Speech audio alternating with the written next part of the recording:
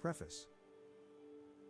In the silence before the dawn of civilization, there existed only the land, the sky, and the people who moved between them. They were not wanderers in the way we think of them now, but rather, the first gardeners, the first builders, the first who began to see that the earth itself could be their home, not just a passage to the next. These were the days when the promise of life was written not in cities or empires, but in the soil beneath their feet, in the seeds they planted and the hands that cared for them. This story is not of conquest or war, not of great kings or vast armies. It is the story of a quieter revolution, one where hearts and minds began to turn towards the land that fed them, the sky that sheltered them, and the fire that warmed them. It is the story of people who learned to live together, to create not just a place to exist, but a place to belong. Through simple acts of nurturing, sharing, and shaping the earth around them, they became something more than the sum of their parts. They became a community, bound not by blood alone, but by a shared understanding of life's fragile, yet enduring, beauty. In the rhythm of the seasons, in the hum of tools against stone, in the quiet stories passed around the fire, there is a wisdom not of words but of living, of growing, of becoming. This is a story of beginnings. Not just the planting of crops, but the planting of a way of life. A way of living that listens to the earth, that finds purpose in the smallest acts, and that treasures what can be shared. It is a story of roots, not just in the soil, but in each other. This is the story of us.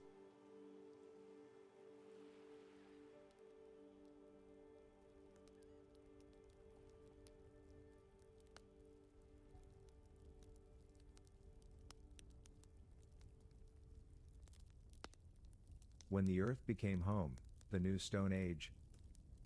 Chapter 1, The Seeds Beneath Our Feet. The morning light spilled over the hills like warm milk, gentle and golden, softening every edge of the waking world. I rose slowly from my mat of woven reeds, brushing the sleep from my eyes and listening. There was a different quiet now, not the restless hush of travelers, but the soft, expectant silence of a place where we had chosen to stay. The ground beneath our feet had changed us. Once, the soil was only something we walked upon, scattered and left behind. Now, it was something we turned over with care. We watched it breathe, soften with rain, warm under the sun. We had come to know it, not just with our hands, but with our hearts. I still remember the first time I pressed seeds into the earth with my fingers. They were small and hard, like bits of promise. The elders had shown me how to space them, how deep to bury them, how to mark their place with a stick or a stone. It felt like a ceremony, quiet, reverent, though no words were spoken. The hope was there, tucked into the soil alongside the seed. The days that followed were filled with waiting, but not idleness. We fetched water from the stream and brought it in clay bowls to sprinkle on the ground. We cleared weeds, watched the skies, prayed for gentle rains and mild winds. The rhythm of life began to shape itself around this tending, and something deep within us shifted. We were no longer merely gatherers of what the land gave, we were now part of its giving. When the first green shoots emerged, slender and trembling in the breeze, my breath caught in my throat. It felt like a secret whispered back to us by the earth. Yes, it seemed to say, "You may stay." The fields became our heartbeat. In the cool mornings, we moved together, children, mothers, elders, all bending to the soil, all listening. Our tools were simple but well used: carved wood, sharpened stones, baskets woven tight to carry grain. We spoke little as we worked, but there was no need. The land had become our language. Harvest time was a kind of quiet celebration. There were no drums, no dances, just the shared joy of heavy baskets and the golden hush of full stalks swaying in the breeze. We knew we would eat through the winter. We knew the children would grow strong. And we knew we had done this, with our own hands, upon this very land. Food changed for us, not just in taste, but in meaning. It was no longer the lucky find or the hunted prize. It was the bread we baked together in round, flat loaves on warm stones. It was the stew simmering in a clay pot, thick with lentils and wild greens. It was the grain we ground with stones, rhythmic and steady, our bodies swaying to the sound. And the seasons began to feel like stories we knew by heart. Spring, with its wet breath and green hope. Summer, long and slow, a hum of bees and birds. Autumn, with golden light and the rustle of leaves underfoot. Winter, wrapped in silence, our stores tucked safely away. Sometimes, in the cool of the evening, I would sit beneath the sky and watch the smoke curl upward from our cooking fires. There was a stillness in my bones then, something I had never known when we moved from place to place. We had become rooted, like the crops we tended, growing, changing, becoming something more. There were still moments of fear, of course. A sudden frost, a failed crop, the gnawing question of whether this gamble with the earth would always reward us. But alongside that uncertainty was a new kind of courage, the courage to stay, to tend, to trust in what lay beneath the soil. Now, when I look at the children running through the fields, their laughter weaving through the tall grain, I feel something rise in my chest. We are not just surviving, we are beginning to live. And it all began with the seeds.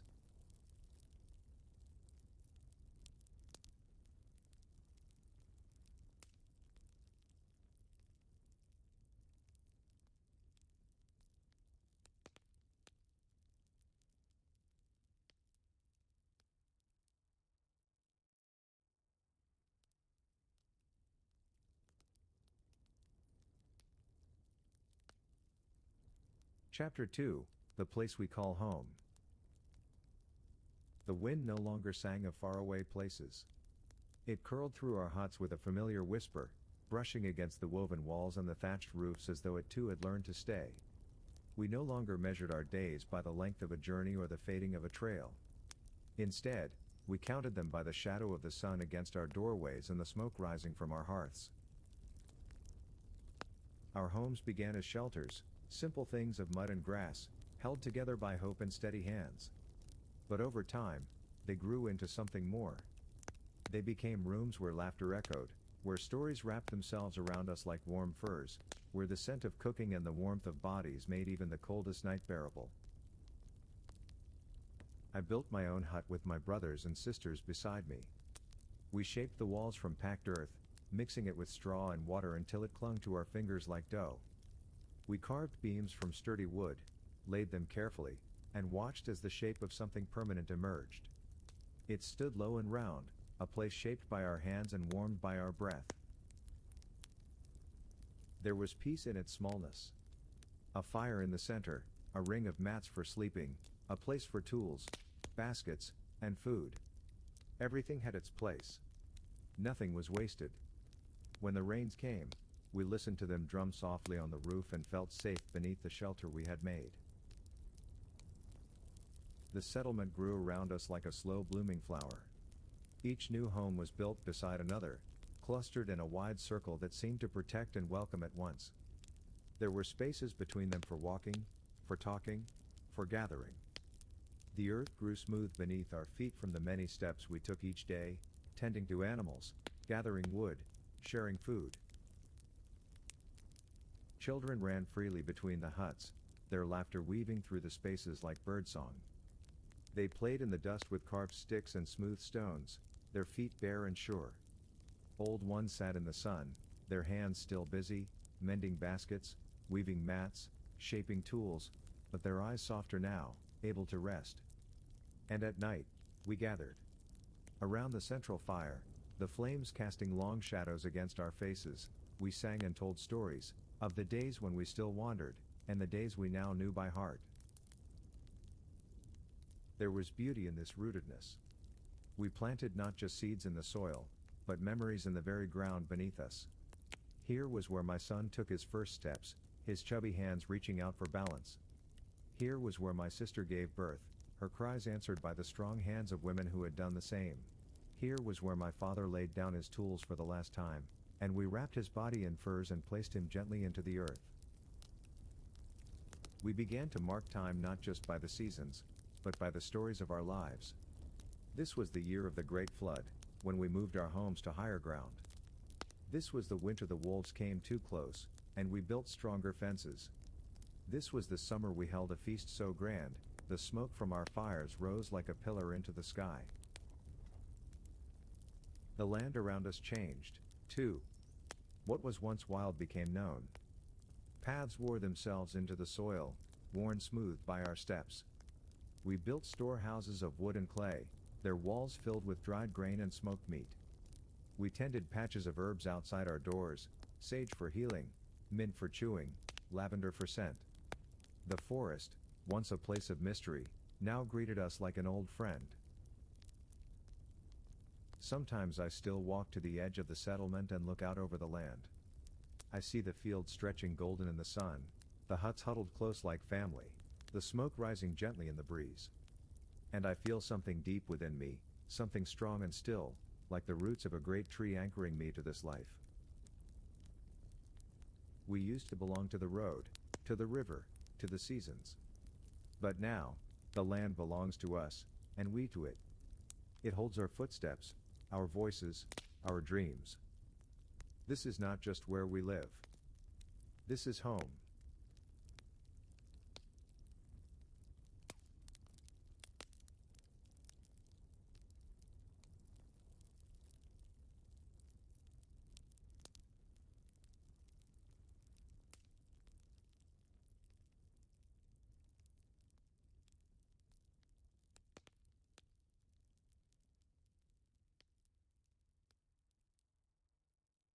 Chapter 3, Clay, Fire, and Memory. It began with the earth again, cool and damp beneath our fingers, heavy with promise. The same soil that cradled our seeds and held the walls of our homes offered us something new, clay.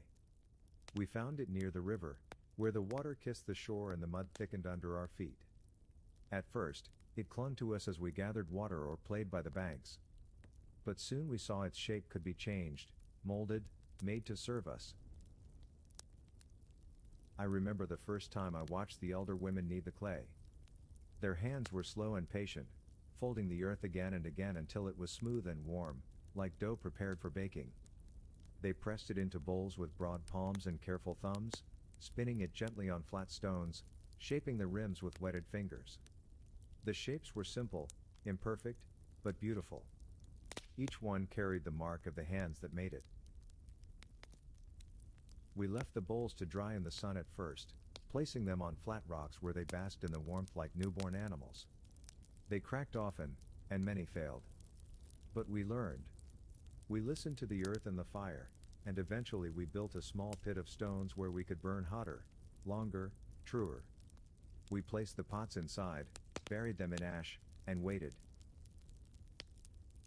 When they came out whole, hard and ringing softly when tapped, we laughed and danced. It was magic, or near enough. Earth and fire, shaped by our hands, had become something lasting. Something useful. The clay changed how we lived. No longer did we have to rush to eat the grain or meat we gathered. No longer did water slip through baskets or seep from hollowed wood. We filled our pots with dried lentils, with herbs, with salt we had gathered from distant stones. We stored fish smoked over the fire, berries dried in the sun, seeds for next season's planting. We sealed them with woven grass, covered them with flat stones, and lined them up against the walls of our huts like sentinels. And so, time shifted once more. Now, we could plan. We could prepare. We could carry food through winter, through drought, through lean months and unexpected guests. The clay had given us a future, a soft promise shaped and fired into something solid. But the pots were more than tools. They became part of our stories. Some bore simple marks, scratches made with a stick, spirals and lines pressed by fingertips.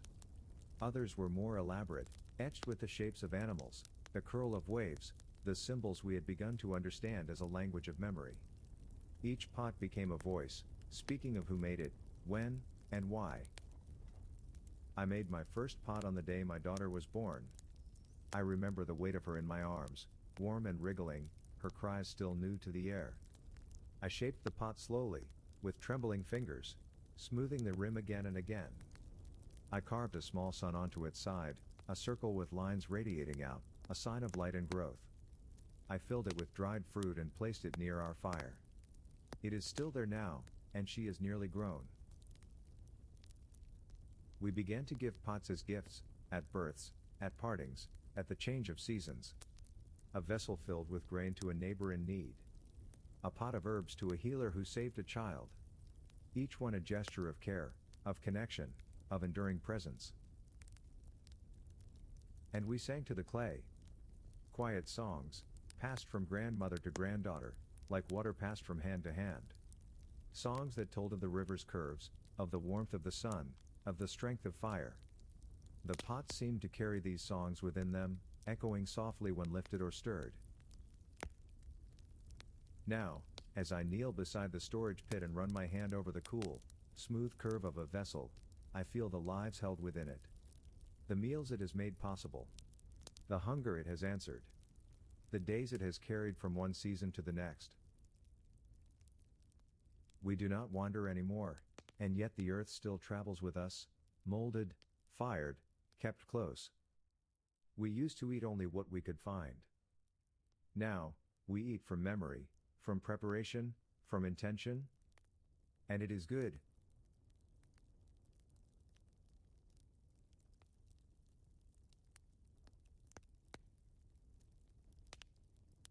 Chapter 4, The Weaving of Us. In the golden hush of dusk, when the light bends low and the village quiets, I often sit at the edge of the fire circle and watch our lives move together, woven like reeds into a basket, strong and full of purpose.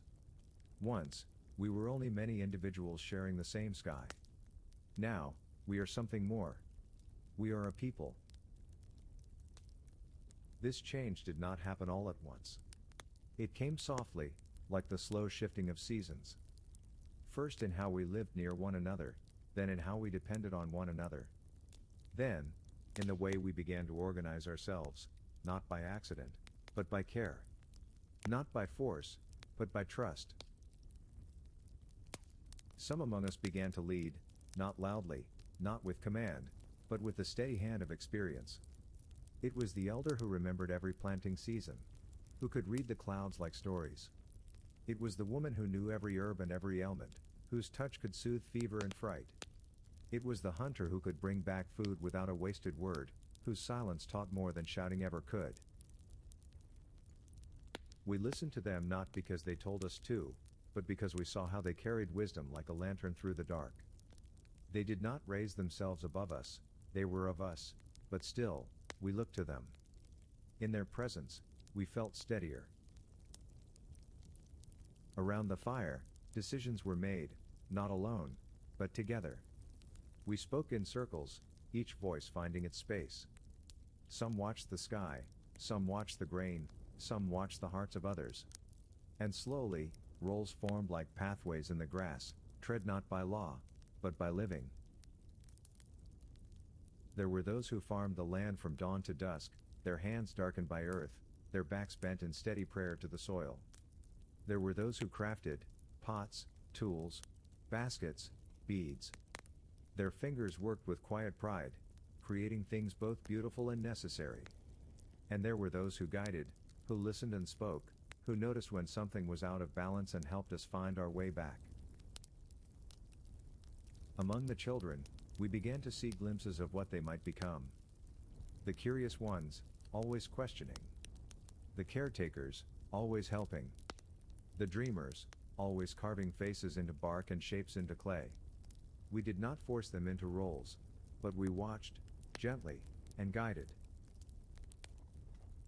There were rituals, too, that rose from our togetherness, markings of time and spirit. A meal shared after the harvest, when we sang and danced into the night. A circle of stones for births and farewells, where we cried and remembered. A simple mark carved into wood outside each home, showing not just who lived there, but what they offered to the whole. We gave thanks more often now, not only to the land, but to each other. For the healer's herb, for the hunter's gift, for the potter's bowl. Our lives overlapped like woven cloth, each thread necessary, each pattern unique. Sometimes, strangers arrived, alone or in small groups, drawn by the promise of a place where people lived not just side by side, but together. We welcomed them cautiously, watched them with quiet eyes.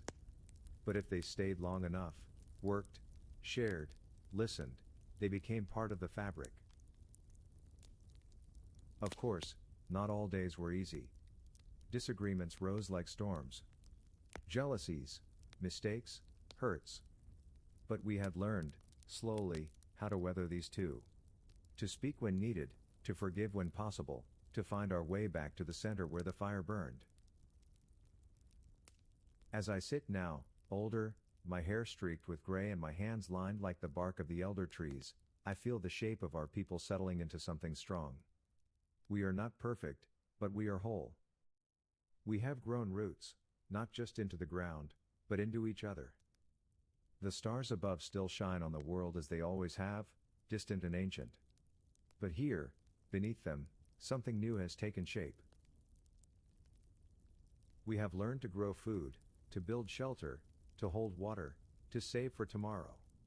But more than that, we have learned to live not just beside one another, but with one another. To see our differences as gifts. To build a life that is greater than any one of us alone. We are no longer only survivors. We are a community. A tribe. A people,